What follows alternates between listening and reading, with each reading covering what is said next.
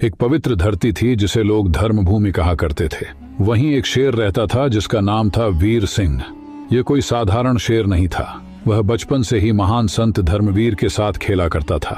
धर्मवीर उसे अपने पुत्र जैसा दुलारते थे और शेर भी उनसे अपार प्रेम करता था। समय बीतता गया, वीर सिंह बड़ा और शक्तिशाली होता गया, लेकिन उसकी भक्ति, वफादारी और प्रेम धर्मवीर के प्रति और भी गहरा होता गया।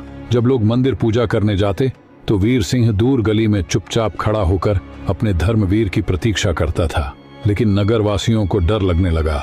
लोग राजा बलवीर के पास पहुंचे। महाराज, धर्मवीर से कहिए कि इस शेर को नगर से दूर कर दिया जाए, यह खतरनाक है।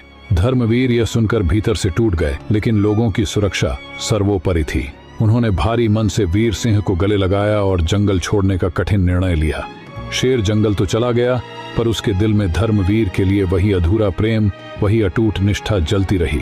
रणभूमि का दिन समय बीता और एक दिन धर्मभूमि पर भयंकर युद्ध छिड़ गया।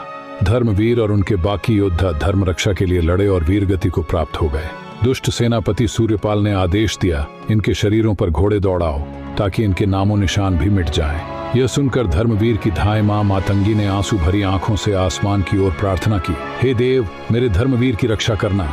अचानक जंगल में हलचल हुई, पेड़ सरसराए, धरती हिली और फिर एक गूंजदार दहाड़ पूरे प्रदेश में फैल गई। वह था वीर सिंह।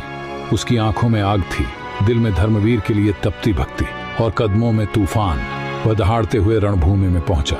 सैनिक भय से कांप उठे। वीर सिंह ने धर्मवीर के पार्थिव शरीर को देखा, उनके पास बैठा और फिर किसी भी घोड़े या सैनिक को आगे न बढ़ने दिया। वह लड़ता रहा, वह दहाड़ता रहा और धर्मवीर की देह की रक्षा करता रहा। एक अकेला पहरेदार उस पवित्र धर्मभूमि पर उस दिन एक अकेला शेर पहरा दे रहा था, वीर सिंह, जिसने अपनी आखिरी सांस तक अपने धर्मवीर की रक्षा की।